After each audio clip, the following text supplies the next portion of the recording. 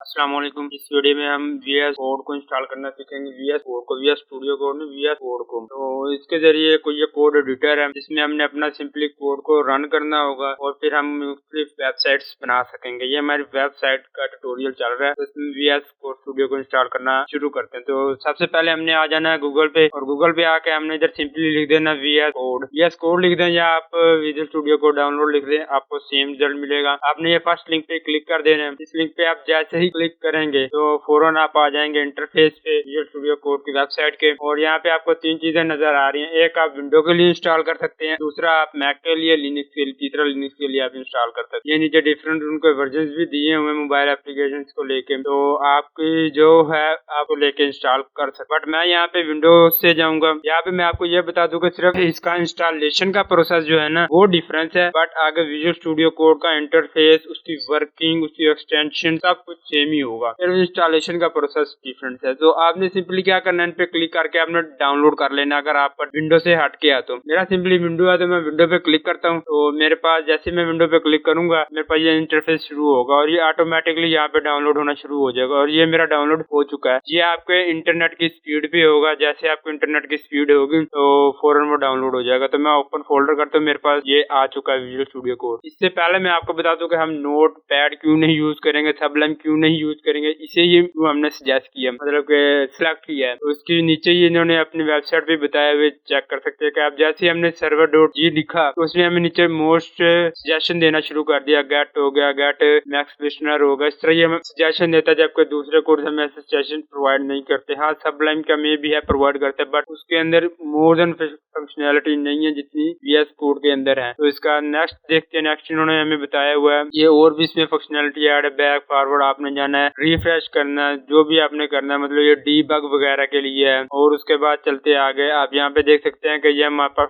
Fast powerful editing में, यानी कि आप मल्टीपल कर्सर बना के एक साथ ही सब चीजों को डिलीट कर सकते हैं, ऐड कर सकते हैं। तो ये आपके लिए मोर देन मतलब फंक्शनैलिटी ऐड की गई है जिससे आप VS कोड को इस्तेमाल करते हुए आप बहुत जल्दी कोडिंग कर सकते हैं। चलते हैं हम अपना डाउनलोडिंग के प्रोसेस पे। सिंपली हमने क्या करना है, यहाँ पे राइट क्लिक करके इसे रन एज एडमिनिस्ट्रेटर कर लें।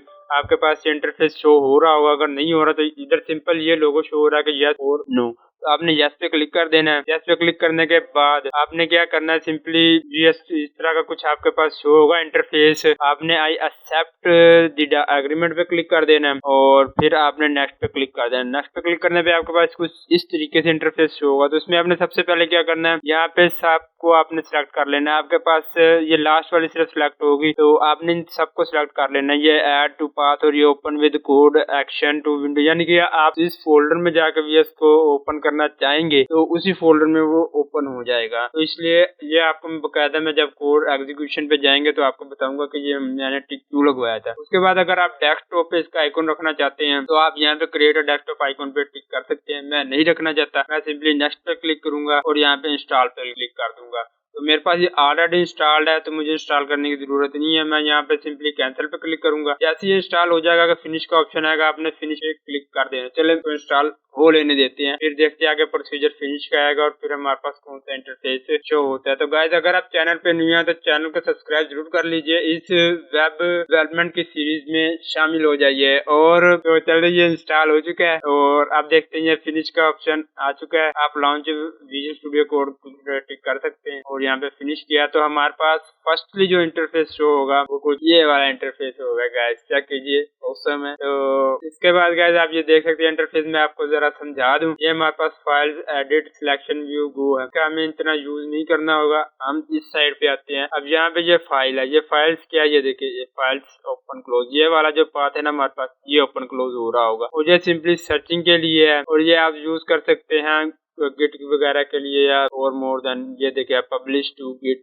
हब और उसके बाद ये आ जाता है डिबगिंग के लिए और एक्सटेंशन आ जाते हैं। आपके पास सिंपल ये शो हो रहा होगा, ये मैंने एक्सटेंशन ऐड किए हैं तो मैं आपको एक्सटेंशन का भी बताऊंगा कौन कौन सी एक्सटेंशन आपने इंस्टॉल करनी है। तो सबसे पहले चलते हैं एक्सप्लोर पे। तो एक्सप्लोर पे हम आ चुके हैं। तो यहाँ पे अब हमने एक नई फाइल क्रिएट करनी है। तो ये फाइल्स मैं आपको किसी फोल्डर में जाकर क्रिएट करके दिखाता हूँ। यहाँ पे मैं सिंपली किसी एक डेस्कटॉप के फोल्डर में चला जाता हूँ। यहाँ पे गाइस मैं एक फाइल बना लेता हूँ, तो इसका मैं लिख देता हूँ वेब, और उसके बाद अंदर चलते हैं। और मैंने जो आपको टिक का कहा था ना, आपने टिक लगाने हैं, उसका फंक्शन यहाँ पे होगा। ये आप देख सकते हैं कि ओपन विद कोड, यानी कि अब आप अगर आपने टिक किया होगा तो यहाँ पे आपको ये ऑप्शन आ जाएगा। अगर आपने टिक नहीं किया तो आप रीइंस्टॉल करें, अनइंस्टॉल करें और फिर रीइंस्टॉल करें दोबारा, तो फिर आपके पास वो आपने टिक कर लेने, आपके पास ये ऑप्शन शो हो जाएगा। तो सिंपली आपने इधर क्लिक करना है, आप जिस भी फोल्डर में अपनी फाइल बनाना चाहते हैं। तो ये कह रहा है कि another instance of code already running, तो हम पहले इसे क्लोज कर लेते हैं। तो अब हम यहाँ पे आते हैं और हमने यहाँ पे क्लिक किया और हमारे पास ये सिंपली ओपन हो चुका है VS कोड। आप देख सकते हैं वही कुछ है। ये मैंने जो वेब नाम का आपको फोल्डर एक बनाकर दिखाया था, ये हमारे पास सिंपली वो वेब नाम का फोल्डर आ चुका है। तो अब अगर हम मजीद फोल्डर बनाना चाहें तो हम यहाँ पे न्यू फोल्डर के ऑप्शन पे क्लिक करेंगे, और अगर हम इसी वेब के अंदर फाइल बनाना चाहें, मैं एक न्यू फोल्डर चले बना लेते हैं। फॉर एग्जाम्पल इसका नाम लिख देते हैं हम, डेवलपमेंट लिख देते हैं, डेवलपमेंट, ठीक होगा। ये मैंने एक नया फोल्डर बना लिया। अब इसके अंदर वेब फोल्डर जो मैंने बनाया था ना, जरा आपको दिखाता हूँ। ये जो फोल्डर मैंने बनाया इसके अंदर ये देखिए, ये हमारे पास एक न्यू फाइल बन गई है वेब की, डेवलपमेंट की।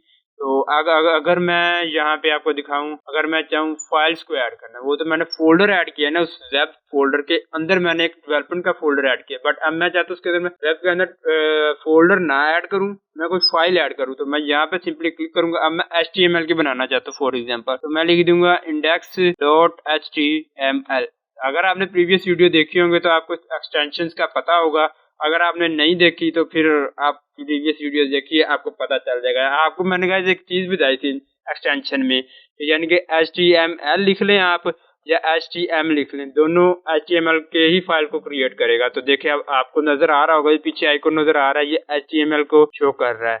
और अब मैं यहाँ पे HTML लिख लेता हूँ और इंटर पे क्लिक कर देता हूँ। सिंपली इंटर पे क्लिक करने पे आपको सामने ये इंटरफेस आ चुका होगा और ये मेरी एक फाइल बन गई। अब ये फाइल कहाँ पे बनी है, ये फाइल सिंपली दिखाता हूँ। ये डेवलपमेंट, और ये हमारे पास वेब का फोल्डर था, और ये डेवलपमेंट, सॉरी गाइस, ये डेवलपमेंट के फोल्डर के अंदर ही बन चुकी है। मैंने डेवलपमेंट का सिलेक्ट किया हुआ था, तो इधर मुझे सिलेक्ट करना था वेब को। एक और बना लेते हैं, इधर सिंपली मैं लिख देता हूँ web.html, ठीक हो गया। तो ये web.html के अंदर आपको इधर थोड़ी CS की बनानी थी फाइल, वो आपकी बना दी। चलिए इसको रीनेम कर लेते हैं। एक्सटेंशंस, ये हमारी इधर सिंपल एक्सटेंशन CSS, ये हमारी CSS हो गई। तो अब इस डेवलपमेंट के फोल्डर के अंदर ये दिखाता हूँ, ये देखिए हमारे पास एक इंडेक्स नाम की बन गई है, एक CSS नाम की बन गई है। दो हमारे पास ये फाइल्स बन चुकी हैं। और उसके बाद अब हम इसमें कुछ कोडिंग करते हैं, इसको अभी जरूर नहीं है, हम नेक्स्ट करेंगे। हम HTML में ही रहते हैं। इधर मैंने क्या किया, शिफ्ट और ये इन्वर्टेड कॉमा जो भी एब्रिविएशन आ गया हमारे पास, आपने सिंपली इस चीज को लिख देना है। और ये एमिट एब्रिविएशन आ गया, इसको हम क्लिक करेंगे और ये हमारे पास वो कोड आ चुका है जो सा मैंने आपको प्रीवियस वीडियो में दिखाया था कि HTML का बॉयलर प्लेट कोड कौन सा होगा, और मैंने एक एक लाइन का आपको एक्सप्लेन किया हुआ था। आप वो वीडियो जरूर देखें। और ये हमारे पास सिंपली कोड आ चुका है बॉयलर का, ठीक है जी। तो ये हमारा VS कोड था। और अब मैं इसको आपको एक्सटेंशन कुछ ऐड करवा देता हूँ कि इसके अंदर एक्सटेंशन कौन कौन सी होने वाली है। तो सिंपली VS कोड को इंस्टॉल किया है और उसके अंदर हमने कोडिंग कैसे करनी है उस चीज का आपको बताया। तो अब मैं आपको सिंपली इसकी कुछ एक्सटेंशंस बता देता हूँ, मैंने खुद इंस्टॉल की हुई हैं। तो मैंने यहाँ पे टाइम कंज्यूम ना हो तो उसके लिए मैंने यहाँ पे डिसेबल पहले ही करके रखी हुई है फाइल। तो इनको आपने सिंपली सर्च कैसे करना है, अब जैसे कि ये है हमारे पास, ठीक है, ये हम एक्सटेंशन हमने ऐड करनी है ऑटो क्लोज टैग की।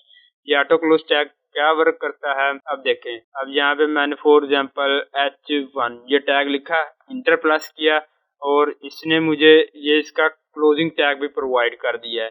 जबकि सिंपल इसका ये ओपन टैग मैंने लिखा था, इसने इसका क्लोजिंग टैग भी मुझे दे दिया। तो ऑटो क्लोज टैग करने के लिए हम इस एक्सटेंशन का यूज करेंगे। तो इसको आपने ऐड कैसे करना, सिंपली आपने यहाँ पे ऊपर सर्च बार पे आ जाना, यहाँ पे आपने लिखना है ऑटो टैग। तो ऑटो टैग जैसे ही आप लिखेंगे आपके पास यहाँ पे ऑप्शन शो हो जाएगा, ये जैसे ये शो हो रहा है, ठीक है। तो यहाँ पे अब मैं इसे अनेबल कर लेता हूँ, मैंने डिसेबल किया हुआ था, मैं अनेबल कर लेता हूँ। आपका इधर सिंपली इंस्टॉल का ऑप्शन आएगा, आपका ऐसा ऑप्शन आ रहा होगा, तो आप इंस्टॉल पे क्लिक करेंगे तो आपके पास ये ऑप्शन देखने को मिलेंगे और आपका इंस्टॉल हो चुका होगा टैग, एक ये और ऑटो मतलब के क्लोज टैग और ऑटो रीनेम टैग। आप एक इस एक्सटेंशन को इंस्टॉल कर लीजिए। मैं आपको भी एक्सटेंशन का बता देता हूँ, और इनकी वर्किंग में आपको फर्दर जैसे जैसे ट्यूटोरियल्स आते जाएंगे उनके अंदर मैं आपको बताता जाऊंगा कि मैंने आपको ये एक्सटेंशन क्यों ऐड करवाई हैं। तो एक हमारे पास ये वाली होगी और आपने सिंपली ये जो लिखा हुआ ना ऑटो रीनेम टैग, आपने सिंपली इन्हें ना सर्च बार पे आके ये टाइप करेंगे और आपको ये मिल जाया करेंगे। ये अब मैं ऑटो रीनेम का ही लिख लेता हूँ सिंपली। तो ये देखिए वही चीज़ हमारे शो हो चुकी है, ठीक है। तो आपने सिंपली इस तरह करना है। मैं इधर टाइम ज़्यादा ना ज़ाया हो तो इसलिए मैं सिंपली आपको जो जो ज़रूरी हैं एक्सटेंशंस मैं वो बता देता हूँ। आपने क्या करना है, एक ब्रैकेट पेयर कलराइज तो इसको आपने इंस्टॉल कर लेना है, अनेबल कर लेना है। इंस्टॉल करेंगे आप, सॉरी, क्योंकि मैंने ऑलरेडी इंस्टॉल किया, मैं अनेबल कर लूँगा। और उसके बाद आपने यहाँ पे प्रिटी कोड अनेबल कर लेनी है एक्सटेंशन, और इसके बाद आप वीएस कोड आइकॉन को अनेबल कर लें। फिलहाल आपको इतनी ही ज़रूरत है, जब आप खुद कोड करते जाएंगे आपको खुद ही इसकी एक्सटेंशंस का पता चलता जाएगा। और बाकी ये कौन कौन सी एक्सटेंशंस हैं, अगर आप कमेंट्स में मुझे बता देंगे भाई मुझे हमें और भी एक्सटेंशंस का बताओ जो आपने इंस्टॉल की हुई है, तो मैं आपको इन सब एक्सटेंशंस का बता दूंगा जो जो मैंने इंस्टॉल की हुई है। क्योंकि अब वीडियो लंबी हो रही है तो ये सिंपल हमें मेन जो एक्सटेंशन थी वो हमने इंस्टॉल कर ली है।